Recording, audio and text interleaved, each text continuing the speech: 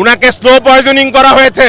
উনাকে জেলখানায় একটা জেলে একটা বন্দি, সেই জেল প্রকোষ্ঠে উনার থাকতে হয়েছে।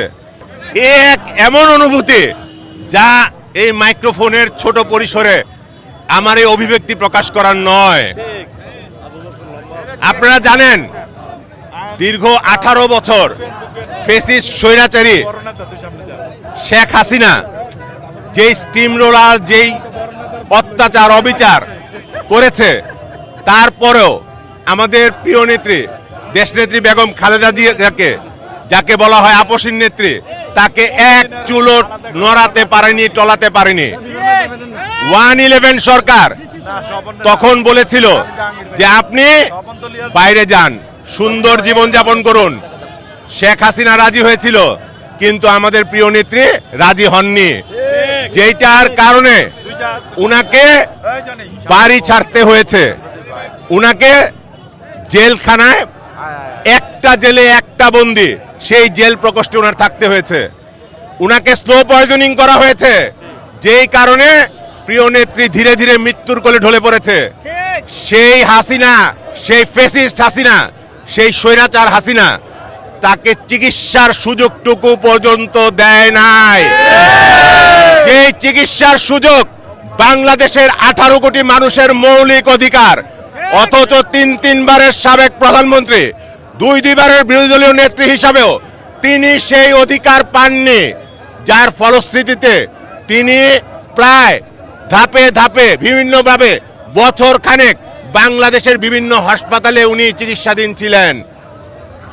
উনার সারা বাংলাদেশের 18 কোটি মানুষ থেকে দাবি উঠেছিল, বা উনার শারীরিক প্রয়োজনে যেটা প্রয়োজন ছিল, যে উনার বাংলাদেশের চিকিৎসা যেহেতু নাই, বিদেশের মাটিতে চিকিৎসা করার, কিন্তু সেই চিকিৎসার সুযোগটুকু এই অসভ্য মহিলা দেয় নাই। অবশেষে আমাদের ছাত্র জনতার গণ অভ্যুত্থানে, যেখানে আমাদের দ্বিতীয় শহীদ ওয়াসিম আকরাম ছাত্রদলের, আমাদের প্রায় 1700 বিএনপির নেতৃবৃন্দের আত্মার আত্মাহুতির কারণে সেই ছাত্র জনতার গণ অভ্যুত্থানের মাধ্যমে যে দ্বিতীয় স্বাধীনতা অর্জিত হয়, তারপর বাংলাদেশ যখন নতুন স্বপ্নীয়মান হয়, তখন এক পর্যায়ে ম্যাডাম বাইরে যান, চিকিৎসার জন্য যান। আজকে আমাদের সেই খুশির দিন, ম্যাডাম বাংলাদেশে ফিরে আসছেন। বাংলাদেশে ফিরে আসছেন মানে বাংলাদেশ আজকে আলোকিত। বাংলাদেশে সারা 18 কোটি মানুষের আজকে মনে আনন্দের স্পন্দন জাগ্রত হয়েছে। সেই সাথে ফিরে আসছেন দীর্ঘ 18 বছর যিনি একজন স্বচ্ছ ক্লিন ইমেজের একজন মহিলা, যিনি একজন তারেক রহমান সাহেবের সুযোগ্য সহধর্মিণী, যার পিতা বিএনপির একজন মন্ত্রী ছিলেন, একজন স্বচ্ছ রাজনীতিবিদ ছিলেন। তার সন্তান বাংলাদেশের ইতিহাসে জোবাইদা রহমানের যে পিতৃ পরিচয়, মাতৃ পরিচয়, তা বাংলাদেশের দ্বিতীয় কারণে সেই আমাদের প্রিয় নেতার সহধর্মিণী সেই জুবাইদা রহমানও আজকে 18 বছর দীর্ঘ পরবাসে থাকার পর উনি আবার বাংলাদেশে ফিরে আসছেন। এই আনন্দ ভাষায় প্রকাশ করার মতো না।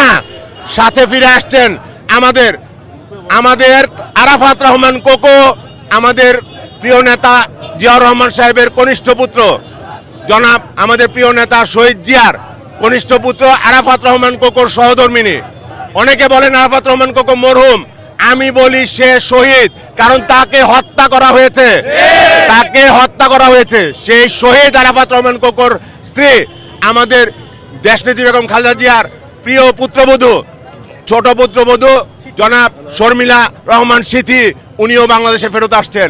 এই আনন্দ আমার না, আপনার, আমাদের সকলের, সারা বাংলাদেশের।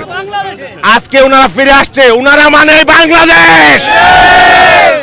আজকে বিএনপির প্রতিটি নেতা কর্মী সমর্থক উৎফুল্ল, তাদের আনন্দের বহিঃপ্রকাশ।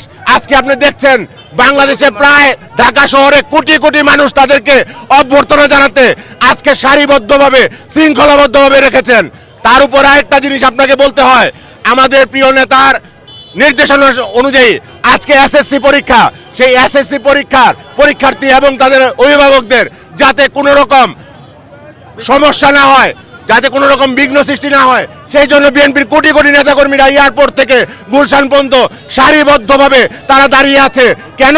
তা বিএনপি একটি সুশৃঙ্খল, একটি ডিসিপ্লিন মেনটেন করা দল, একটি নিয়ম কানুন মেনে যাওয়া দল হচ্ছে বিএনপি।